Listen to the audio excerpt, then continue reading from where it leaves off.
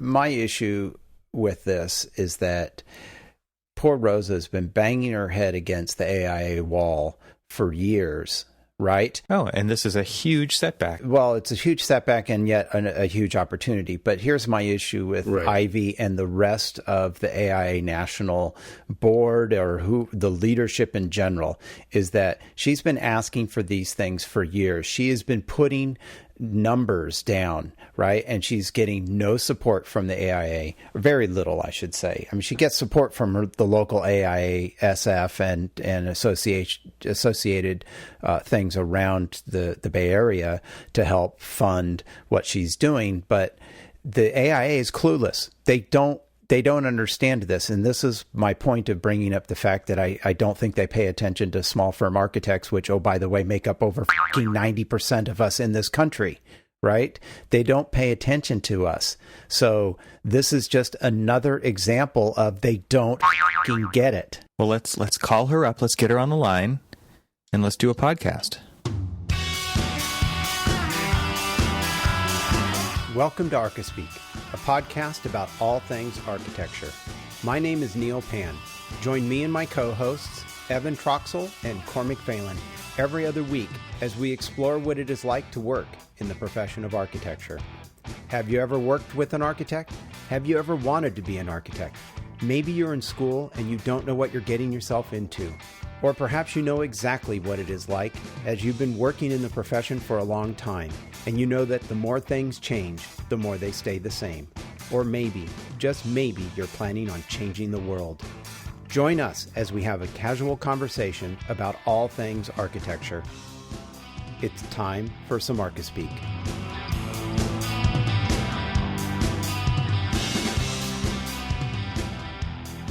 Welcome to episode 103 of the Archispeak podcast. I'm Neil Pan. I'm Evan Troxel. And I'm Cormac Phelan. And this episode of Archispeak is sponsored by Archisnapper. Archisnapper is a mobile app that enables architects and engineers to streamline common field reports and punch lists.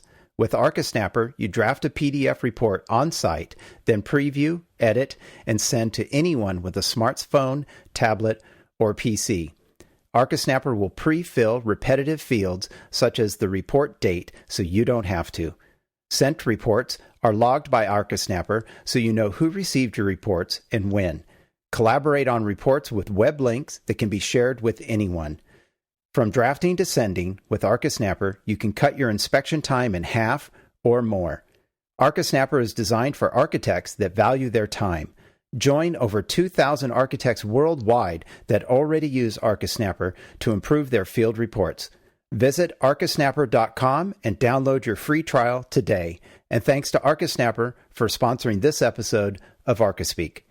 We're also sponsored this week by Arcat. You all know Arcat because they sponsor this show practically every week. They are a great friend of ours, and I actually got to catch up with them this last week while I was out in Las Vegas at Autodesk University, and they had a booth set up, and they were showing off some incredible new technology. It's not the standard big A booth that we're all used to seeing at the big trade shows. They were actually showing off an incredibly cool VR technology that they're working on. And the cool thing is that they're working on this tool for all of us. And I don't want to quite give away everything that they're doing in there yet because I know it's not quite finished, but it's super close. But I just wanted everybody to know that Arcat is working on some incredibly cool stuff. And I'm excited about two new tools and specifically that they're coming out with very soon. So keep your eye out at arcat.com for new announcements. But I do want to mention before we jump into the show, their ad. So we're all pretty busy and sometimes we feel like we could use another hand to help out. Would you like someone to draw CAD details for you, create BIM objects, or write specifications? How would you like all of that for free? Arcat is your answer, and Arcat has already done all of this work for you. Search the Arcat libraries for CAD, BIM, specs, catalogs, videos, and more. All of this content created for you, free of charge, and no registration required. Stop registering on sites for content. Just come to Arcat and find what you need. Arcat's created a website devoted to you, the building professional, to find building product information fast and hassle-free. Check out ARCAT today at arcat.com, and don't forget to provide feedback on the site. There's a button on the right side of every page. If you have a suggestion to make ARCAT better, just click the feedback button and let them know that Archispeak sent you. We would appreciate that because it tells them that you listen to our show and that you heard about them here. Thanks, ARCAT, for sponsoring this episode of Archispeak. And here we go. We've got a cornucopia of guests tonight. And happy Thanksgiving, everybody. Yes, happy Thanksgiving. It's going to be Thanksgiving week. And just to start us off, we're actually recording. Well, before I get to that, we're going to talk tonight about the recent election, not about the election, but really the fallout from that really the AIA started after the election. And we're recording this about a week and a half after. And so we have an opportunity to really comment on not only the fallout, but the reaction, and then the further reactions and the apologies and all kinds of stuff. So first off, I want to let our guests kind of introduce themselves and maybe say a little something about themselves, and then jump right into it. So first up, I'm just going to kind of go down a list here. I'm Greg. Yeah. Greg Walker. Can you say hi to everybody? Hi, I'm Greg Walker. I'm an architect in Atlanta, Georgia, and an AIA member, and friends with most all of you here, so I'm glad to be part of the conversation. War Eagle, yes. All right, Donna Sink. We have Donna Sink as well. Hi, Donna. Hi, good to talk with you guys. Nice to meet fellow podcasters. I'm an architect in Indianapolis, also an AIA member. Have served at the AIA in various ways over many years, and I'm super active on ArchiConnect, where I'm an editor and do just a whole lot of outreach about our profession. And it's great to be here. We really appreciate it, Donna. Thank you. Next, I'm just kind of going down the list here. We have Rosa Sheng, who's been on the show before. So welcome back, Rosa. Thank you. Hello. I'm Rosa Sheng. I'm a registered architect in the Bay Area in San Francisco, California. And I'm also an activist as well as an AIA member. And like Donna, I also have served in several levels within AIA locally, and currently also a Twitter activist. Nice. And last and certainly not least of our guests here tonight, we have Annalisa Pitts. Hi, Annalisa. Thank you for joining us. Hi, thank you guys so much for having me. I'm Annalisa Pitts. I actually work with Rosa in the Bay Area, where I've been involved sort of doing research on equity, diversity, and inclusion in architecture. So excited to be part of the conversation tonight. Well, I really appreciate everybody. This is kind of unprecedented for Archispeak to have this many guests. So it'll be an interesting show, and we really appreciate everybody taking their evenings to join us to talk about this. So first up, I just want to mention that right after the election, the AIA posted a response. And so a statement. Well, go ahead, Cormac. Go ahead and tell us about it. So the AIA issued a statement of congratulations to the incoming administration and Congress. What seemed to be, to some people, a very innocuous kind of just general statement to, hey, congratulations. We're going to be looking forward to working with you guys. And it kind of what seemed to be something that may not necessarily have been just like political or anything like that was taken a little bit of I'm going to let everybody else kind of I'm not going to offer up an opinion on how it was taken, because it was taken pretty what's a good word? Well, let's just say there was a lot of reaction to it. Awesome. Thank you. Yes. A lot of reaction. So let's start out with asking what our guest's reaction was to that. Greg, why don't you get us started? Well, I think there's going to probably be two parts to how most members responded to this. And the first is, you're looking at the original letter that the AA sent out, and it seemed a little overly mealy-mouthed. It seemed a little overly praiseworthy of the incoming administration. And it was signed by our CEO for AIA and explicitly stating that it was on behalf of all 89,000 members. So where I think you saw some initial trepidation was from some of the members who maybe didn't agree with the assessment that the AIA was putting out. And most notably, probably saw a lack of us articulating what it is that we stand for and what initiatives we may have difficulty finding common cause with this administration. And then from there, I think the initial reactions happened, and Rosa can probably talk a little bit more to that. The real blowback happened when the AIA issued their first apology. Well, I think it was a series of things.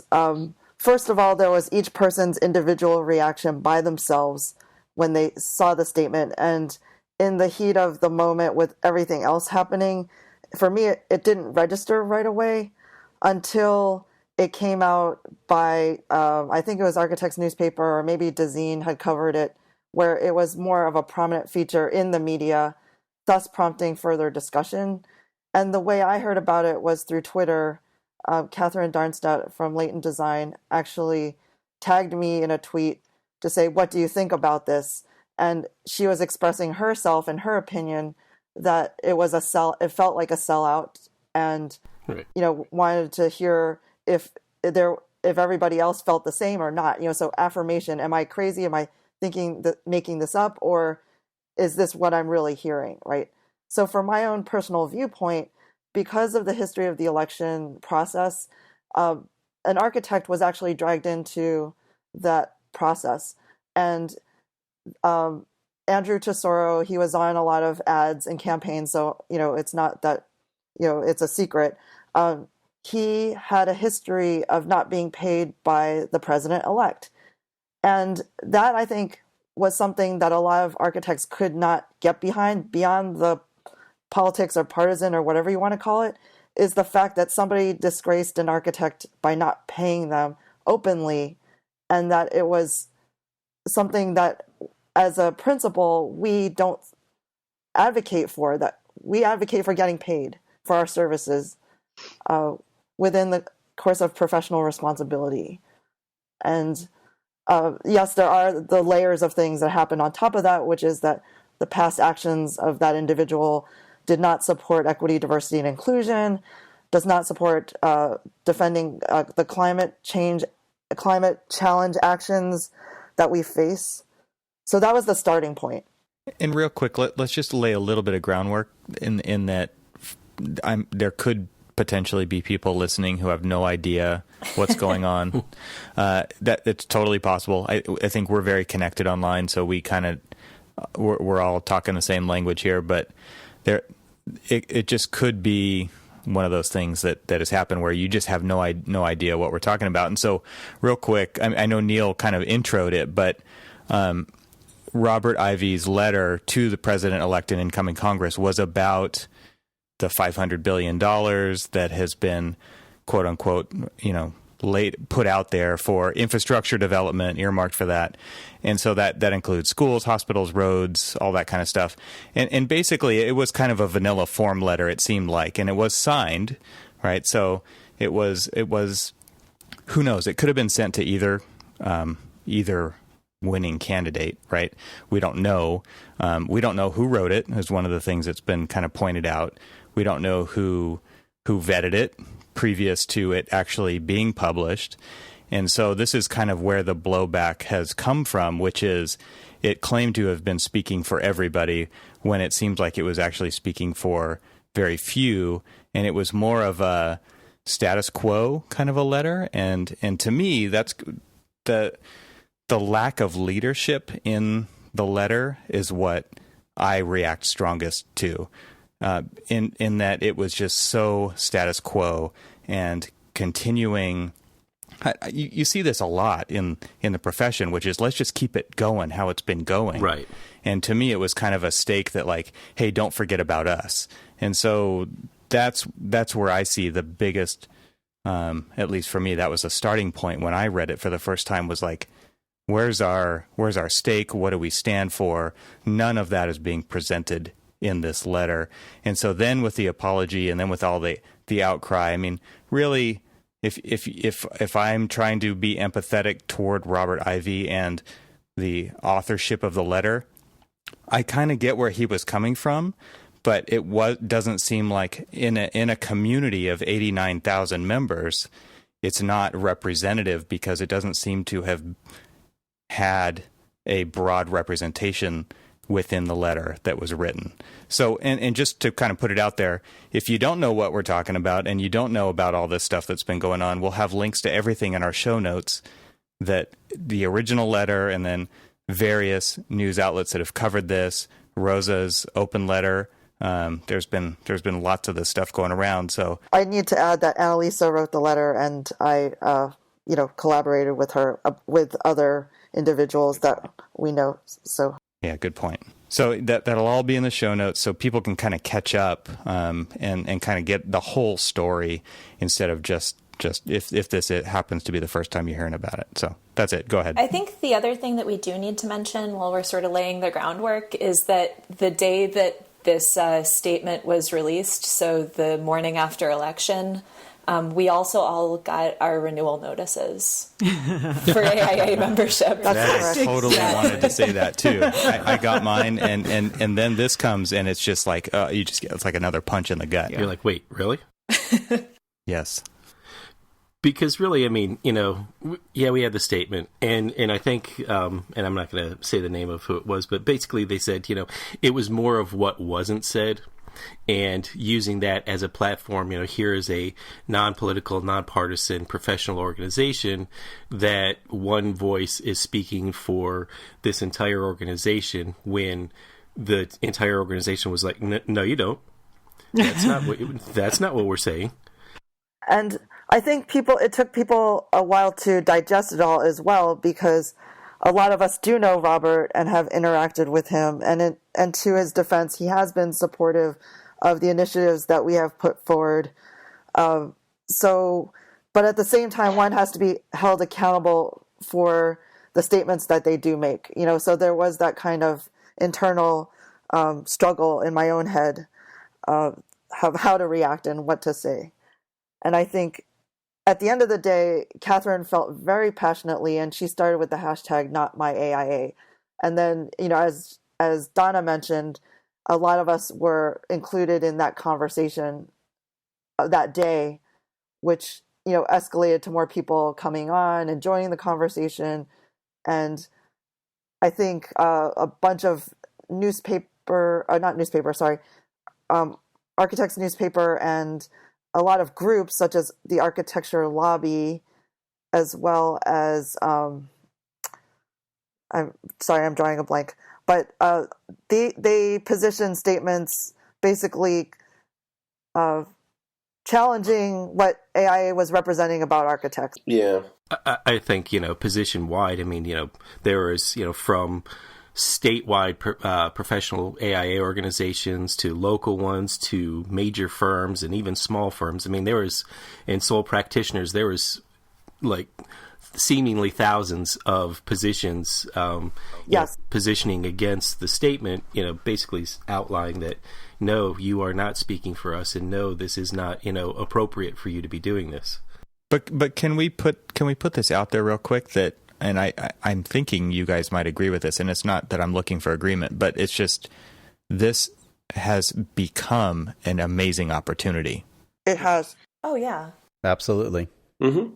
I mean, in the post-mortem, that first voice of activism, enough is enough, helped people be courageous enough to say, I'm going to speak up as well, right? So the speaking up part is number one, but then what are we going to do about it is number two, right? And I think that it's been amazing to see that even though it's been slow moving, people complain about slow moving, how they should have, it's too late. They should have apologized day one. There were members that, have quit or have threatened to quit because they were too slow to react. But they have reacted. They did issue a video apology. There are critics of that. Then they issued a statement that mirrored their video apology that they put on the AIA website. So things are happening. There is motion. So let me ask you this. So they issued the video apology, and what seemingly appeared to me as two guys standing up there with a little bit of Stockholm syndrome. What was your guys' reaction to that? Because it didn't feel like an apology. More so to me, and I'm going to speak solely for myself here, it felt like, oh hell, we were caught. What do we do now? Well, I mean, I think it's both. I mean, to be fair, I mean, somebody remarked to me that video, without hopefully this sounding bad, I mean, they almost look like they were prisoners being, forced to read a statement, right? I mean, to some degree at least. But, I think they were, I think they were conveying they were genuinely shaken by what had happened. And were not expecting to see the kind of blowback that had happened. And I think the first question in a postmortem that has been asked by a number of people that, frankly, we don't have an answer to is, where was Robert's role in all of this? Yeah. And it's a fair question. Because you can look at this incident and you can say, this has unwound any and all goodwill we built up with our entire ad campaign over the last year. Mm-hmm. The negative press on this has undone all of that. And, why did we even have to go through this? I mean, it sounds like a silly question, but it's kind of like, why did we do this? And I mean, again, I mean, when this sort of first broke, I mean, I kind of got looped into it somehow. I don't know, either by Donna or somebody on Twitter, or I saw their feeds and I started tracking it. And I really kind of stayed out of the middle of any of it until the first response came.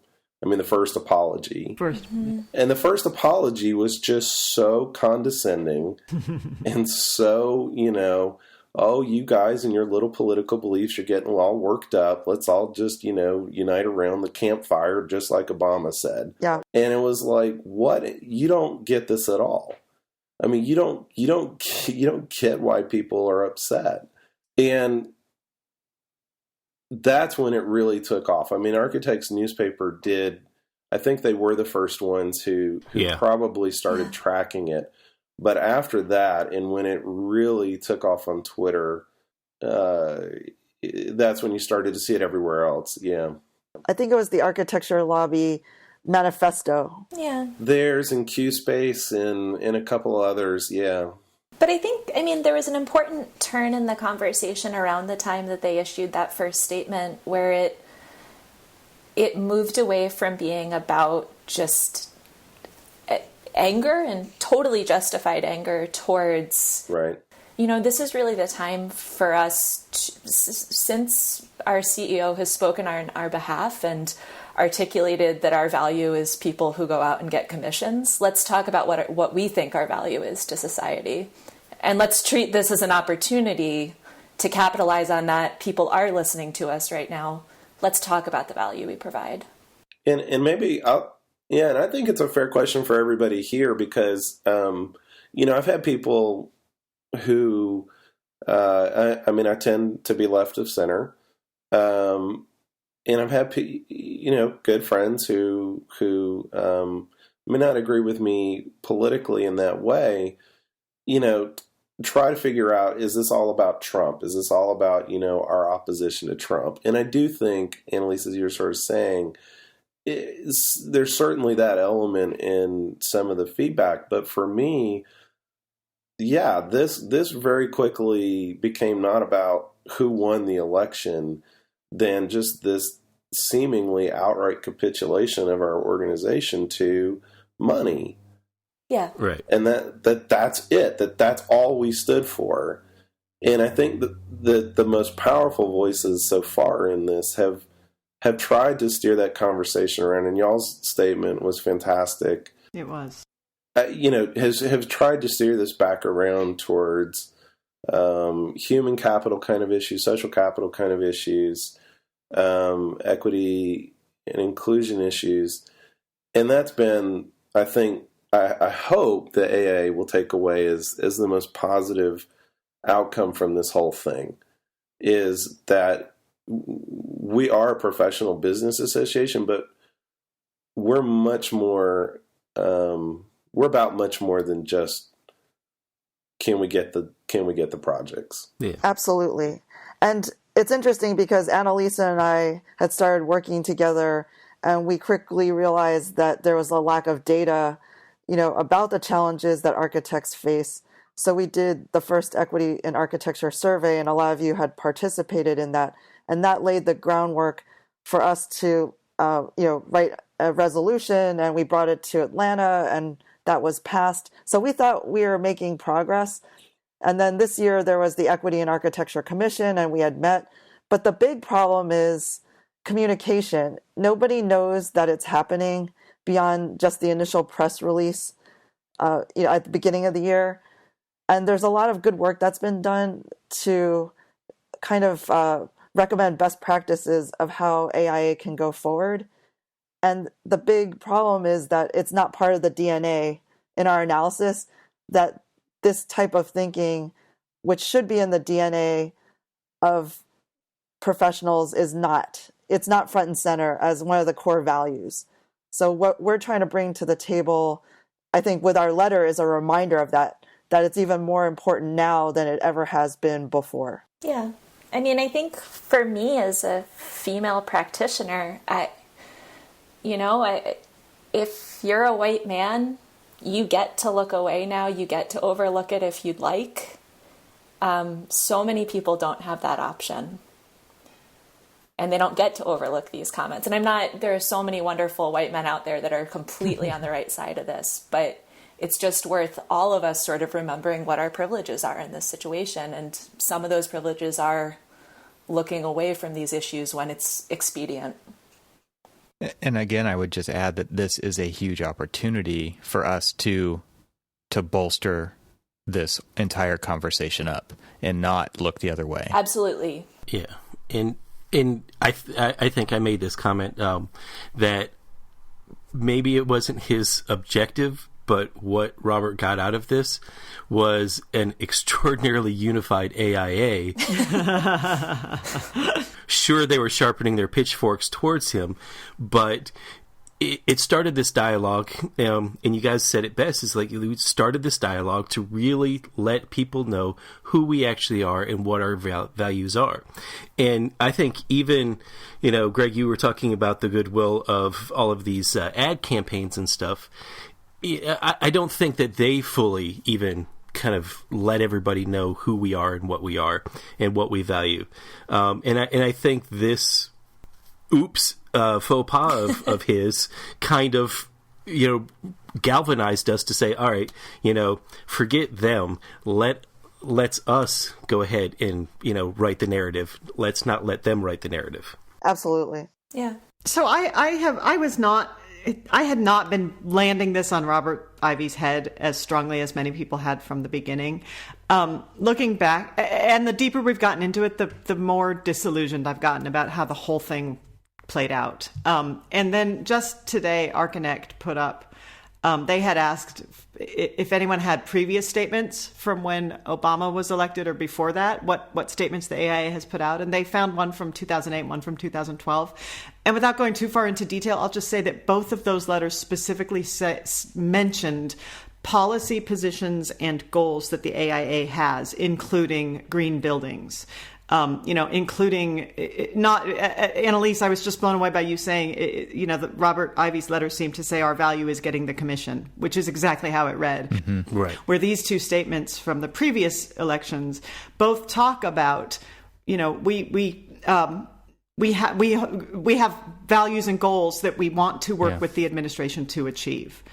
Fundamental beliefs. Fundamental values, beliefs, exactly, as who we are as entities, as architects, as practicing professionals. And the more I sort of research into this, as I said, the more disillusioned I get about how this whole contretemps came about. It's really embarrassing for us because, as you said, Greg, as many of us have said, all of the goodwill we've built up with the equity work that you all have been doing so hard, with the I Look Up campaign, with trying to make us visible as great thinkers and problem solvers in the world, it was blown, completely blown. How did this happen, Donna? I do not know. What happened? I do not know. But it does, I guess, if we don't know that what happened, my question is, how does this happen? Is Ivy or the leadership of the National AIA, are they that clueless or don't care?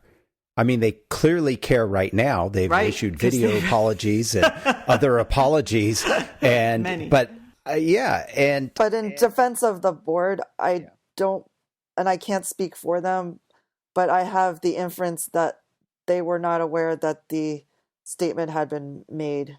There was no vetting process, right? So lesson learned. Well, that's a whole nother problem, right?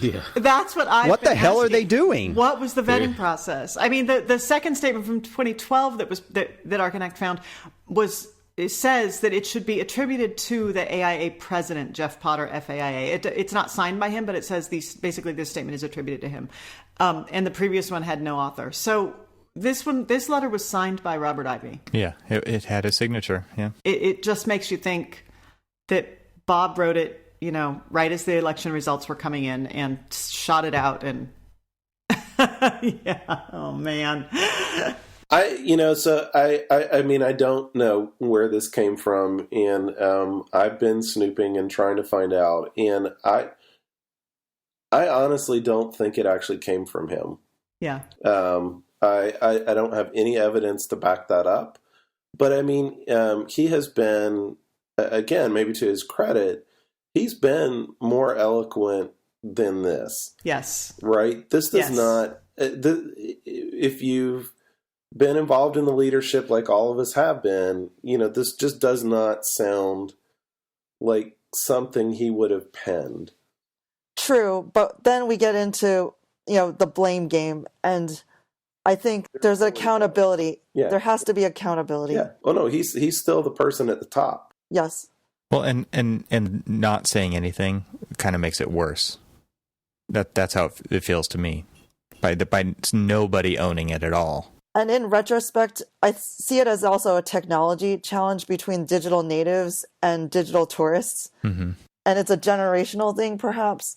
But the way we communicate on Twitter, not everybody does that. Mm-hmm. And to assume that, well, he must know. Yeah. And then the question had been asked a lot on Twitter, well, have you told him directly?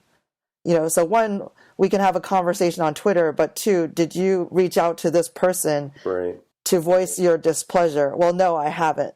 So I urged everybody to do that. Mm-hmm. Write a letter. Yeah. If you feel so strongly, because that's the tested form of communication. Email that is kind of at least the same level. Everybody uses email for the most part. And because he has a Twitter account, but he isn't on it, he doesn't respond to it, then it looks like he's not responding. Right. Yeah. So that's adding to the problems, not taking away. Right. Yeah, but they have the resources to put a video apology together, and I mean, it's not like nobody's asking for clear direction on where this came from. That's obvious, right? I think it's just the speed of information and reaction, where people want quick, fast reaction, and it is a process, right? One, of digesting it; two, of communicating displeasure or dissent; three, the person registering the dissent and how much impact it actually has. Usually it's like, oh, it's a couple of outliers or antagonizers versus, oh no, this is the membership. Right. These are people that have been members for 30 years that are ready to leave. Yeah, but I think on Twitter especially, I mean, one of the points even I tried to make back to Bob and AA National when this was going on is exactly that. This is not This is not just a bunch of outliers. This isn't even just your members. This is your leadership. Yeah. And as, we've all pointed out, we've all held leadership positions within the Institute at a reasonably high level over the last 10 years. And there were a lot of people at that level who were responding. And whether or not, and so again, if this promotes a conversation of how do you get AA National to realize what this landscape is and how they have to participate in this in a meaningful way to head these sorts of things off in the future, or to at least provoke a kind of more interesting discussion, maybe that's a good thing. Absolutely. Yeah. In the long run. But it's going to be a really painful lesson to have gotten from here to there. So where do we go from here? Because, we have to keep going. We have to get out of this mess we're in now. Yeah. So before we figure out where we're going to go, I want everybody's reactions to the number of reactions, and what do we think that says about that initial statement? Because we've seen lots of press and lots of reactions from this. So I'm curious, what does that tell us about how the local AIA chapters and the state chapters think about this statement and what it meant? And I mean, there's a lot of, wait a minute. No, that he is not, that statement doesn't speak for what we stand for, right? I mean, that seemed to be the reaction that I see in a lot of these statements. And so I'm curious what everybody thinks about that. Why did everybody rush in? I mean, I know why, but it's amazing the reaction and the speed of everybody that reacted to this. And what does that say about what National is doing and maybe what they should be doing? Well, I think just observing the different state and component chapters, the big SIBs, which are the largest component chapters responding, there's definitely a common core value communication tone, but then each component also has their own unique personality and style and community on how they wanted to respond to it. So some responded, through their president with not only a letter to Robert, but also a letter to their membership. Others chose to wait to respond because they did not want to speak for their membership, making the same, mistake over. And it's still a continuation because some have not issued statements yet. Some are having town halls to discuss it. Some are actually supportive of the statement. So even though we're not representing that here, we're representing the majority, which is dissent. There are those that do not understand why the statement was seen as so frustrating that people would want to leave. There is that. So does this tell us, or does this show, because we've heard people say that's it, especially when Annalisa said, "Oh, we got our invoices that day or that next day." Yeah. And we see some of the reaction of, "Well, forget it. I'm not going to rejoin, or I may or may not." And there's a movement to rejoin, right, so that we can have a bigger voice. But I think what's interesting about this is that it really crystallizes. A lot of people feel very disenfranchised by the AIA. Many architects do, especially smaller firm architects feel very disenfranchised. And this statement really was kind of the nail in the coffin to a lot of that feeling. Many architects, this is a very expensive thing to be a member. At least in California, it's well over $800 a year per individual. And if you have a firm and you have employees, the fee just keeps going up and up and up. And it's, for people that are maybe struggling with smaller firms, that's a huge percentage of money. And when the AIA National comes out and makes this statement, it's like, okay, that's it. I've had enough of you guys. You don't represent me. Maybe I'm getting a little sort of off topic, but I think this speaks to the issue that people have, or some architects, many architects have with the AIA. There's many architects that are not members, and they feel that they're not being represented. And this is probably another example of how the AIA is not representing what some architects believe in. I have a counterpoint to that, though, because I was one of those members who, again, joined AIA because I perceived the benefits as having the AIA as part of being licensed, an accreditation, if you will, that, being part of a firm that submitted for awards, etc. That was what it was important to do. I had no idea about the civic leadership or the leadership, etc., or serving until I reached a point in my career where I wanted to leave architecture. And it was actually the opposite, where after 15 years of paying membership dues and not doing anything with that membership, it's like a gym membership, I wasn't doing my workout, right? Or getting any benefit out of it. I actually went to a symposium that kept me from leaving the profession. So for me, it's almost like paying it forward and realizing that there was more people like that were frustrated and didn't feel there was a support network, only to realize it was a matter of communication and finding those people and saying, yes, you do matter and you have a lot of value to stay. Well, and I feel like a broken record, but to me, again, this feels like the chance that we have to design what the future of this is going to be for the future generations, instead of just sitting and allowing it to be handed down from on high.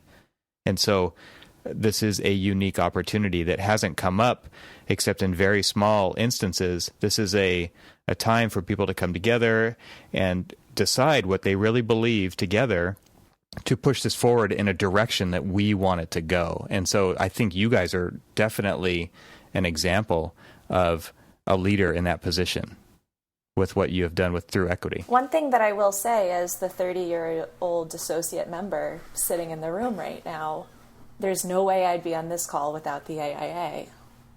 There's no way that I would have found my voice. There's no way that I would have the mentors that I have. I mean, if you are young and you want to shape architecture and shape the national conversation, there are so few young people involved in the organization that you will have a disproportionately strong voice. Well said. And that's actually what it's all about. Yeah, I think that's really critical. And I have said before in various fora that my view of AIA over the last 5 years has been one of young people and diverse people and people that want to do non-traditional practice. And they are, in my experience, the AIA leadership has really been pushing and trying to figure out how to hear those voices and help them along, because it is a changing profession and a changing professional landscape. And so I have seen young people and diverse people of different backgrounds and different focuses within the profession really have the opportunity to have a voice be heard. And I think maybe that's why this letter just felt like then such a slam back to the old boys club. Yeah. Yeah. Yes. So how does that make you feel? Angry. Yeah. It's frustrating, but I think that this last week and a half has also been tremendously affirming. It's told me that the stuff that we're doing is actually making a difference. And if you go to the AIA's website, a very clear statement of our values is on their homepage right now. That's never been there before. That's correct. Yeah. Well, I think it's, I think to kind of follow that thread through, I think where it's, we have a little joke amongst some of us in AIA that there's what one of our friends used to call the YEF Mafia, and it's a group of people that are all sort of around the same age that Donna and Rose and I all are in our mid-40s, and sorry, that's no generous. I'm 50. Mid-40s, but I'll take that out. I'll take that too. Actually, I like that age. Mid-40s is good. Thank you, Greg. Perfect. But but it's a leadership that really came up at a time when the AIA was focusing on trying to broaden the conversation to be about more than just, hey, how do you get the next job? And it focused on, they sponsored summits, and they sponsored roundtables and conversations and ways to get all of us involved. In fact, I think, Donna, you said before that was one of the first places you got involved in the AIA was to go out to one of these leadership summits. That was one of the first major ones that I did, was to do one of the EP summits. So it's provided this kind of conversation for a group that's, around our age to talk about issues that are more important than just money. And I think where, as an institute, now we've got to figure out how we're going to reconcile is the guard that's sort of passing through that is more of the boomer age and probably practiced the way that the boomer firms have tended to practice. Not all, but on the whole, as that generation yields to the leadership that's coming up now that brings these kind of values and these kind of conversations in at a higher level of importance, I think it's going to be an interesting moment for the Institute. I mean, this is really just kind of broken out into the open in my mind, a conversation that's been kind of simmering for 2 or 3 years or maybe 5 years about, how do we present ourselves? Because there is, frankly, a pretty big chunk of our membership that just wants us to shut up about this stuff and to just focus on getting us better fees. Greg, I'm curious, who out there is saying shut up about this? I will tell you, almost if you look at the responses that have come from chapters, just for example, almost all of the ones that have written letters as strongly worded as, let's say, the BSA's letter, which roundly condemned this entire thing, to New York's, which was a little bit more middle of the road, trying towards the affirmative. Most of the letters that have been sent by chapters have come from blue states. It has been very difficult to get. We've polled here in Georgia all the rest of the southern states to see who's sent something, and no one has sent a letter yet. And that's because our members are telling us, on the one hand, hey, you need to respond. And then we have some saying, if you step into the middle of this political quagmire, I'm going to quit. Yeah. Can't win it. So, I mean, you do have to recognize there are different members, but I think history's going to tell us in the long run that the voices that are speaking out here are going to be the ones that are going to be leading the profession. Sorry, leaving the profession or leading? Leading. Sorry, that's the sinus infection talking. Leading the profession. Yeah. And so we're going to have a little battle for the soul of the AA, I think, over the next few years. I mean, what is it? What do we really stand for? And if some of the members that think that we're being too, quote unquote, activist drop, then maybe we have to get used to being a little bit smaller organization, but one that has bigger impact. But I think what they failed to see, business as usual, status quo isn't working. It hasn't worked. And that this new idea that in order to convey our value to the communities that we serve, we have to be empathetic. We have to represent them. They have to be able to see us, within us, people that have gone through their experiences and know their hardships or even successes and their cultures. And without that, we have no value to those communities. Exactly. Yeah, a theme that keeps coming up for me that I've seen, and it's related to this, but it's not just solely attributed to this, is that there seems to be a group of people with a voice who cares about the outcomes for other people. And your work at Equity, you guys, has really pushed this endeavor forward.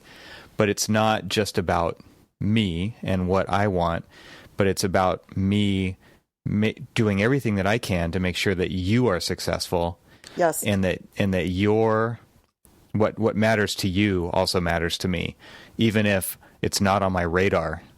And so for us to be a community of architects in the AIA, that inclusivity really sounds to me like it's starting to matter a whole lot more.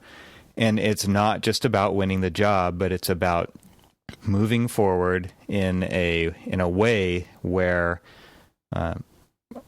outcomes that matter to all of us are making a bigger difference. And so we have this, again, unprecedented kind of opportunity through social media, and because of these platforms that we've built to over the last 4, 5, 6 years, to have these voices and let them spread. These conversations are happening more and more, and I think it's really interesting. I mean, this has come up in so many different ways. We have to care about our fellow development. We have to worry about how people are developing. We have to think about our consultants' business and how and not just the bottom line, but how can we help them get better? How can we help other architects who don't have a voice get a voice? And how do we there's so many ways that this is tying into us caring about what other people's what matters to them.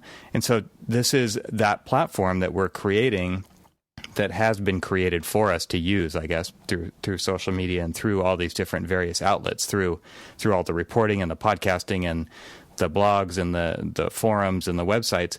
It's a way for people to come together that is totally unprecedented. And what's really intriguing to me is just how much people seem to be caring about what other people's outcomes are and not just their own. And that, to me, seems to be the shift in thinking that was the tone deaf part of the letter that was sent, but it's also the direct opposition to that in this kind of communication that everybody seems to be throwing out there is it's not just about me, it's about us moving forward. Yes, absolutely. And I think it's about us in partnership with our clients too. I mean, it's and our communities. Exactly. It's about caring, yes, about the outcomes of our fellow professionals, but I think more importantly, we're helping our clients make the biggest investments that they'll make. Absolutely. Yeah. Mm-hmm. And so it's our job to help them articulate their values, which is why it's so critical that we're able to articulate our own. Mm-hmm. Well said. So I wanted to point something out, and I sent you guys a link through Skype on this, but on the same day that the tone deaf statement came out, the AIA staff actually wrote a really brief article called An Overview of President-elect Trump's Stances on Issues That Matter to the Profession. And they basically kind of outline, energy, infrastructure, and things like that, and where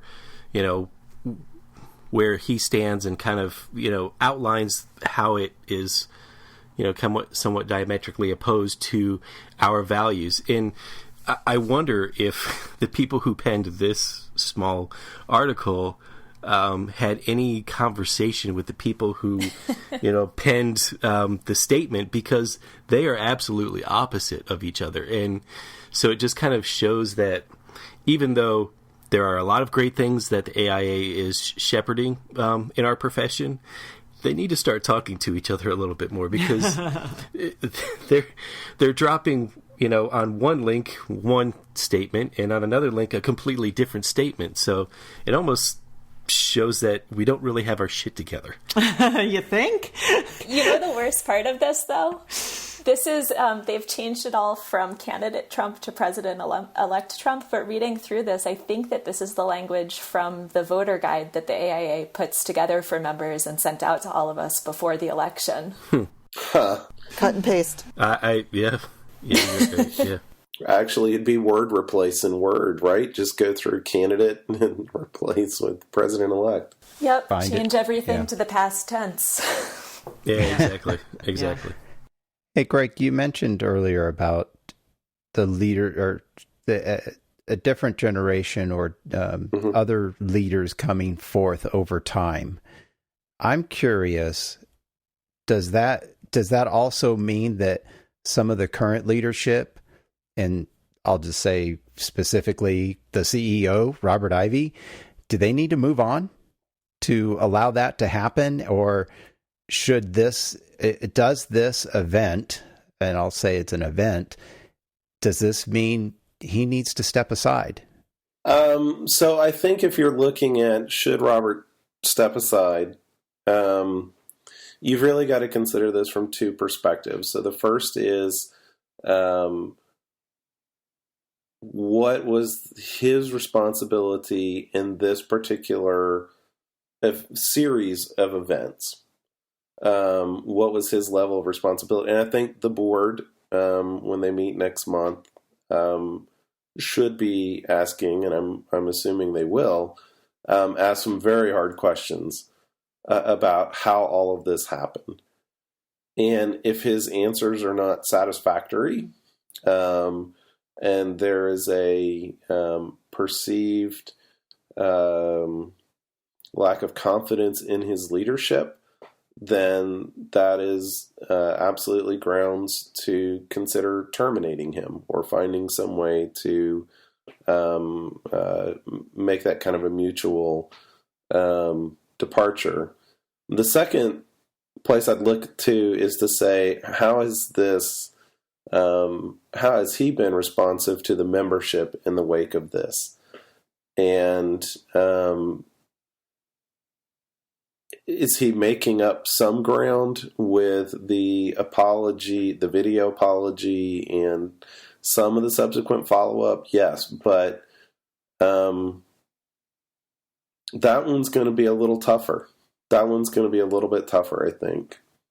I think he's also been reaching out, though. I know that he's reached out to Catherine. Mm-hmm. I know he's had a long week of calls with the major constituents trying, to communicate the same thing in the video, but in a more direct way. Mm-hmm. So I don't think there's an effort of, I think there may be an assumption that, well, he made the video and then they did the statement. So, people perceive that as being all that they're doing. So the where do we go from here is something that I'd like to talk about, because in the letter that Annalisa started and we worked on together, there were some suggestions about how to move forward. So it wasn't just we are angry with what you said. It was, if you really want this organization to continue on and be successful in the future, we recommend the following things that you do. So the first thing was the AIA Civic Leadership Institute happened today. And there was a suggestion to make this one of the topics of conversation and how it ties into leadership. And then Annalisa had suggested it was Build America, which happens in 2 weeks the week after Thanksgiving, as opportunities to engage the membership in active, real discussion about the hard questions. How do we rebuild infrastructure that is inclusive and benefits as many people as possible? How do we go about allocating resources? Those are real conversations that we can't avoid. Yeah, and I think thinking about social infrastructure as just as important to architects' purview as physical infrastructure. Correct. And so just to put in a plug in case you're listening, Robert, I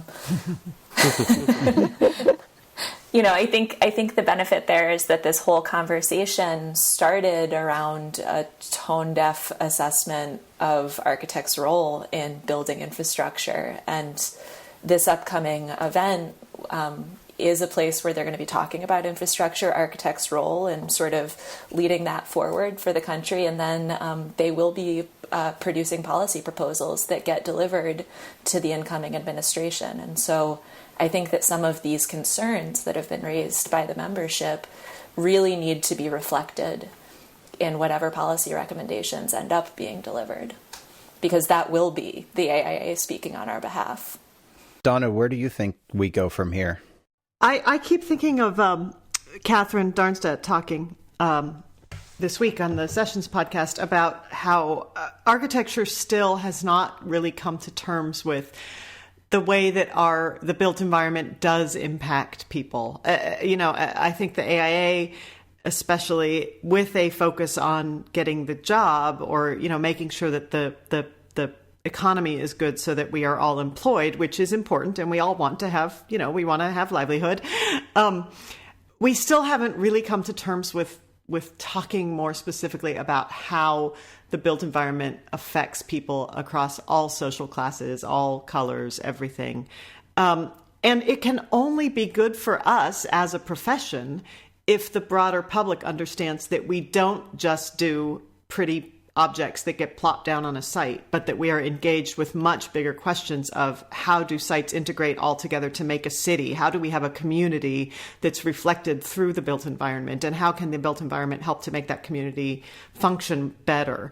I feel like it's a very difficult, complex conversation, but ultimately only good can come out of it, because the truth is we are good at this. We are good at taking a diversity of viewpoints from a client and a building committee and all the different groups we work with, and bringing it into something that hopefully benefits the most, right? The most people. So even though those conversations are hard, I do think that the younger members of our profession, and especially those that are interested potentially in non-traditional paths, are willing to have those conversations. And then ultimately we just have to make everyone know, we don't just design Trump towers and clad them in gold. We do sidewalks and paving and gathering spaces and all of the things that we do that that give people community around built space or through built space. So. But I do want to come back to Evan's original question, which is Robert now going to have the ability to carry that conversation on behalf of the AIA? I don't think so. Not at this point. And I have very serious doubts. And I think it's because there's just been, again, there's been so much general now press. I mean, we're in Fast Code, New York Times, Inc., whatever. This is just, this is spilled over beyond just Architects newspaper and Twitter. Yeah. It's a very difficult question to say whether he has, frankly, the moral authority, having signed that letter personally, to then turn around and continue to lead that conversation. And I'm not trying to be unfair to Robert. I agree that on the whole, he's done a lot of good in helping advance a lot of things, and this is probably going to be an unfair, to some degree, blemish on his legacy. But he's going to be he's going to have a very difficult path to figure out how to claim that mantle again, how to be that voice that transcends whoever the individual president is year after year. And so that's my question. And I'm sorry to interrupt, but no, is who is in charge of leading that discussion? Is it our CEO? Should it be? In my local chapter, the executive director guides us and helps us make decisions, but the elected officers are the ones who lead the discussion and decide what we're going to be talking about. And, I barely remember the election this year. I wasn't particularly excited about any of the candidates. At this point, I'm kind of wondering if we need younger, different voices to really, and it's hard work. Running for elected national office in the AIA is not for the faint of heart. I know.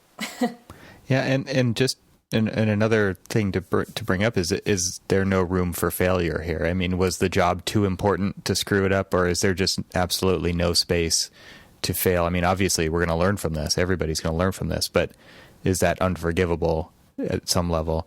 And then thinking about your point right there, Donna, with having younger people come in. I mean, it's just kind of part of the process, right? Is screwing stuff up along the way. We've all done it. We've all grown up in this, and we've all been told we're doing it wrong the whole time. So how does that fit into this, and how much room do we need to give to make this right, or to say, nope, it's time for something else?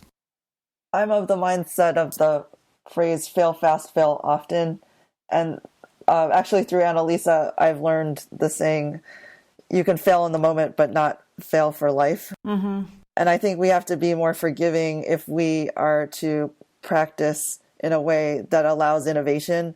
Because if we're all afraid of failure because we will get the guillotine, in this case, then nobody will try because we'll be afraid. That's part of the problem we have as a nation right now, is that we're all afraid. There's different fears, but we're all afraid. So we're kind of deer in headlights. What will we do? Right?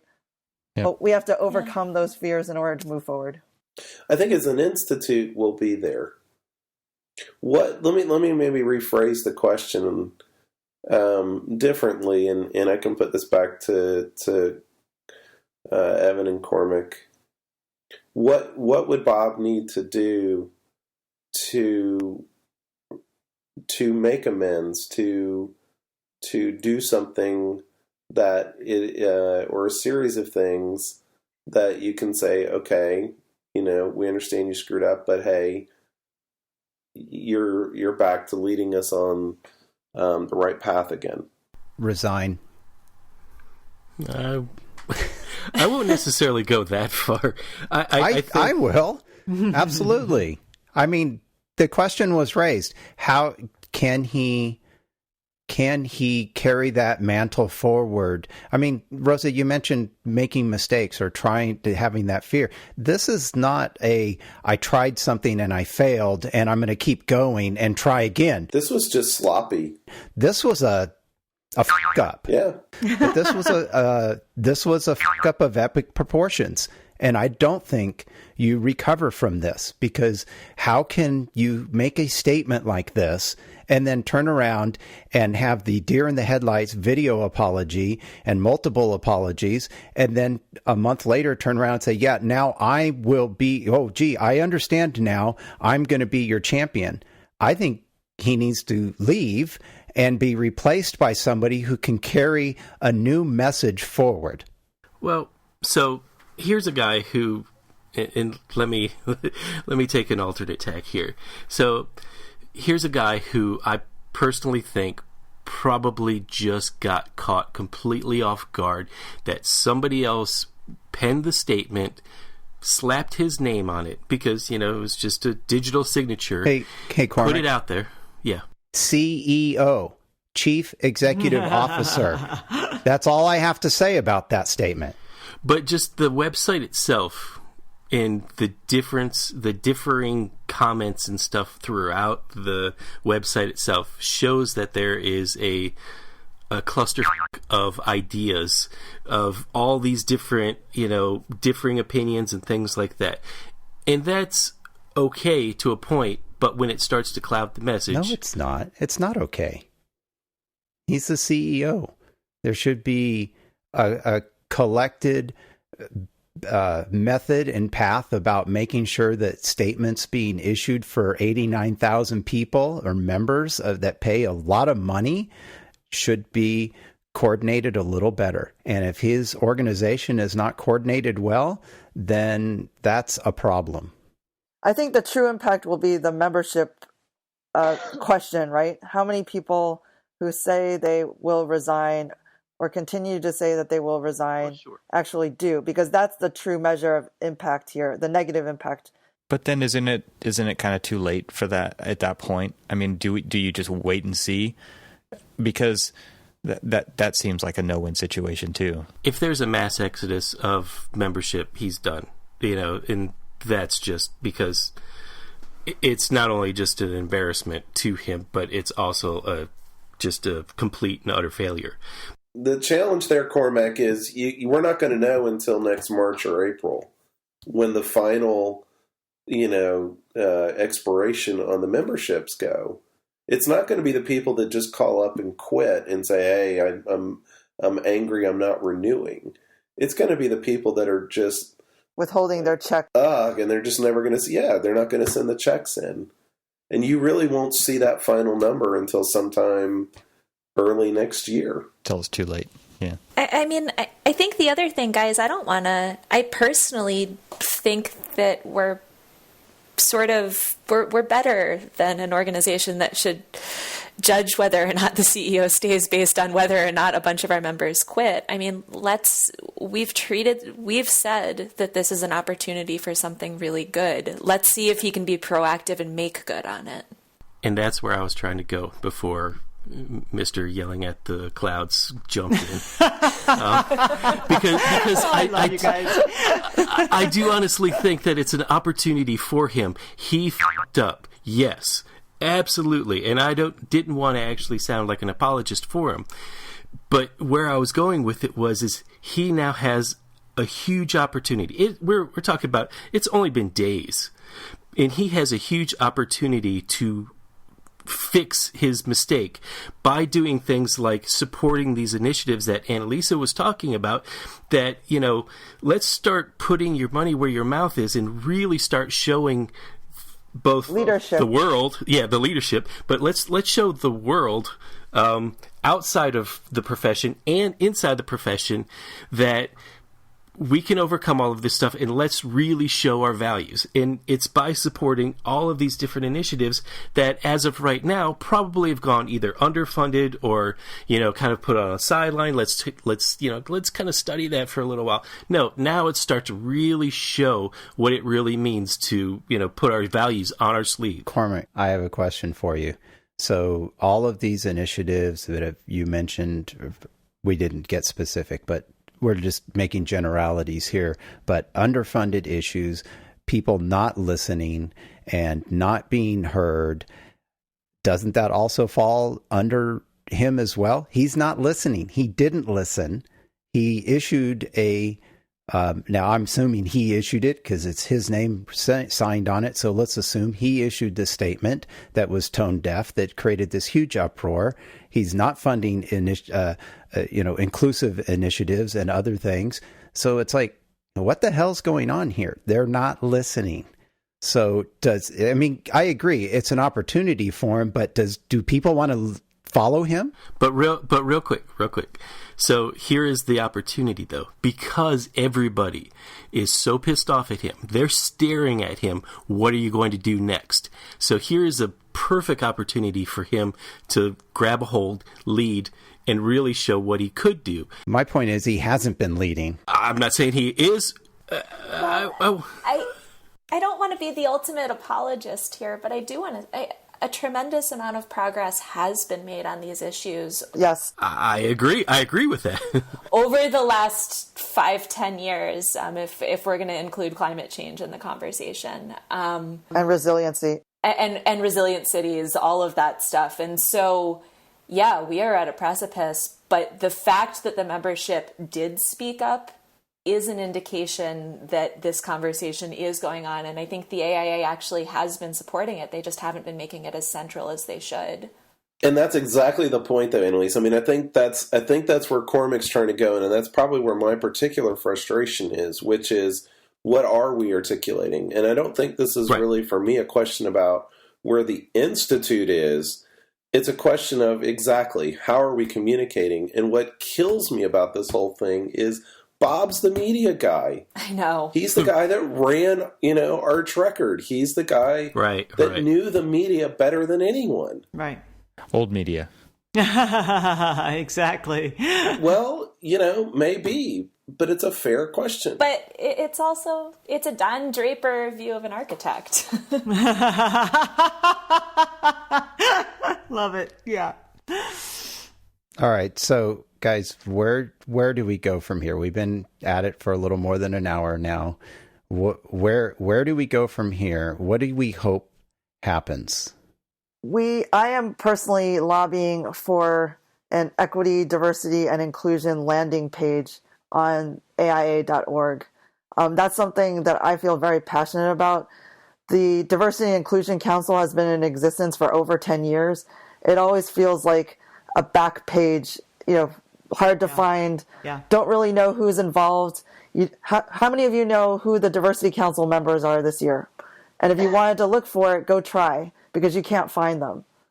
And the Equity and Architecture Commission has been meeting all year, progressing along. And yes, we can't give the final recommendations out yet, but there could have at least been an update on what's been progressing and the good work that has been happening, right?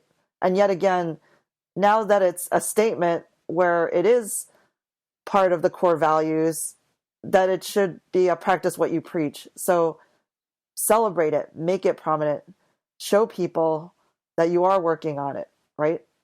Yeah, because I'm on the website right now, and I can't find it anywhere. Thank you very much.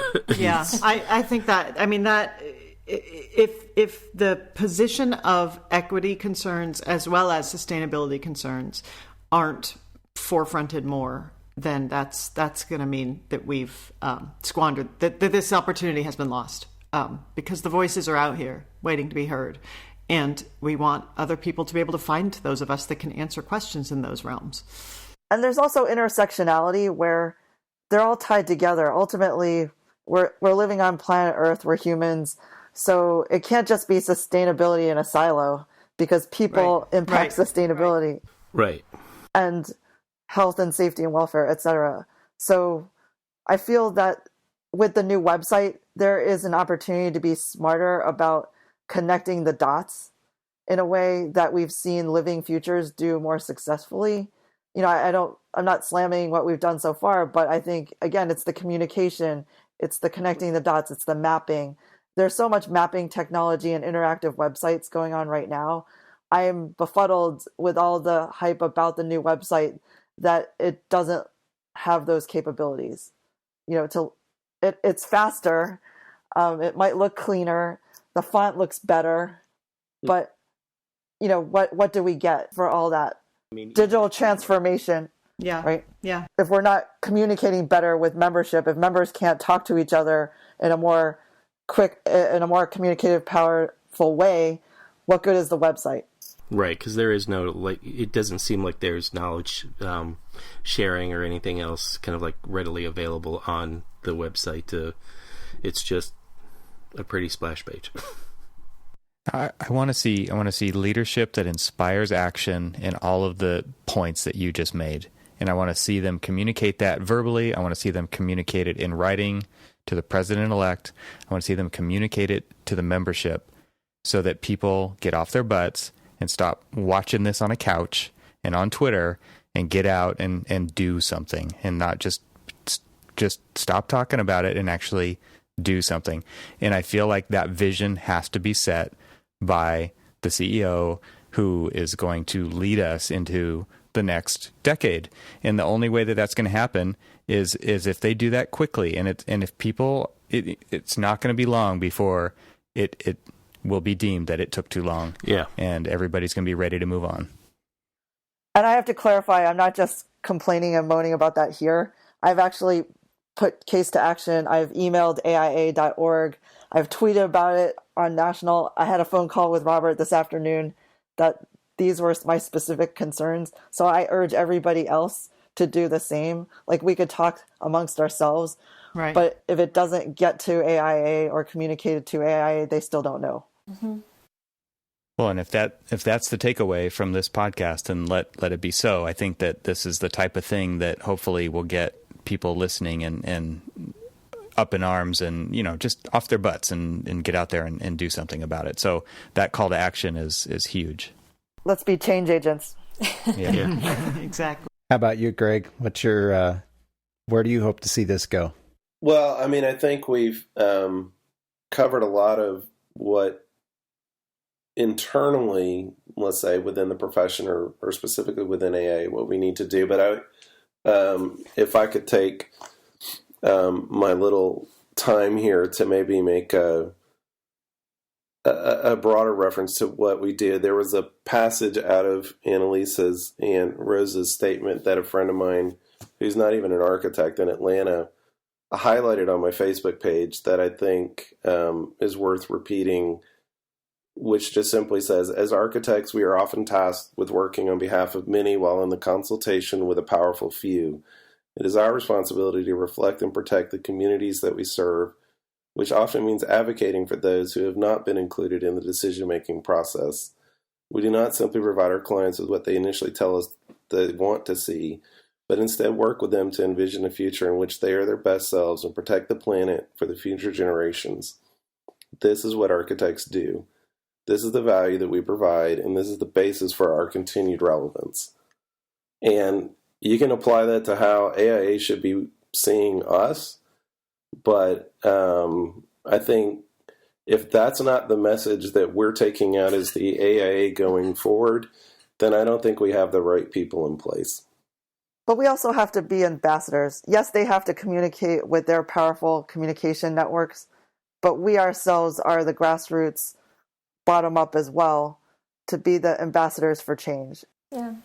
I'm personally going to make a commitment to being a lot more I've never gotten involved in the process by which the AIA decides on its policy positions and decides at the end of the day, AIA National is a lobbying organization. They go out and advocate for us in society. And it's up to us to tell them what positions we want them to advocate for. And if we don't do it, they are going to make it up on our behalf. Well, if we don't tell them, somebody will. Exactly.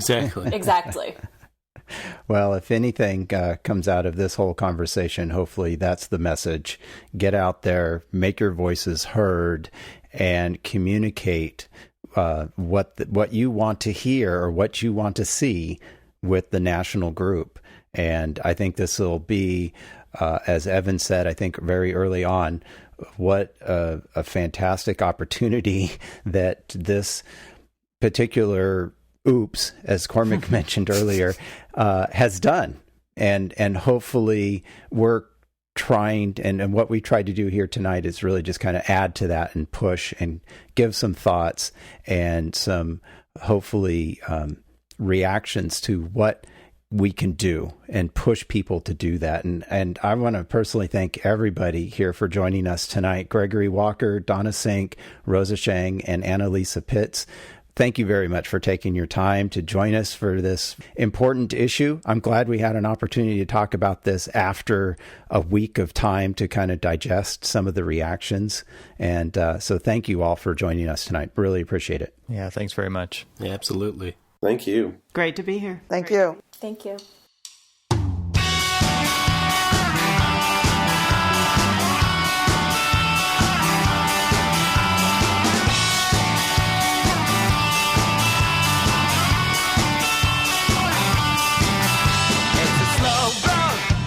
You have to walk it, you can start now, or you can hang your head in despair. The only road will take you there. They may tell you that you'll never recover, baby. I've learned one thing or another about you. It's the only road will get you there. And if they don't know how to treat a lady, maybe you can teach them how to act. They could use a little bit of discipline and a hand on the backside, baby. Let's pretend we're doing the right thing, and while we're at it, have the opposite day. Some like to hug, some leave a bruise, some need to know I'm ready for you.